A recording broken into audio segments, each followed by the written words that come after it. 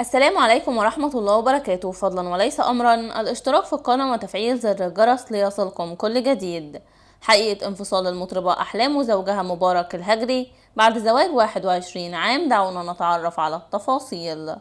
تصدر اسم المطربة أحلام مواقع السوشيال ميديا خلال الساعات الماضية، وذلك بعد انتشار أخبار تفيد بانفصالها عن زوجها مبارك الهجري بعد 21 عام من الزواج. والأخبار المنتشرة تم تداولها على كثير من مواقع التواصل الاجتماعي وصفحات السوشيال ميديا، ووصلت إلى المطربة الخليجية، مما جعلها تنفي كل هذه الأخبار بطرح صور جديدة مع زوجها في رد مباشر منها على شائعات الانفصال. أما زوجها حرص على الرد بشكل عملي على شائعة انفصاله عن أحلام، وقام بنشر فيديو على صفحته الشخصية بموقع التواصل الاجتماعي سناب شات، ونفى فيه كل الأخبار المتداولة عن انفصاله، وعلق قائلا: لا يفرقنا إلا الموت. وروجت الفنانة أحلام لأحدث حفلاتها في دولة عمان يوم 14 نوفمبر المقبل في دار الأوبرا السلطانية في عمان.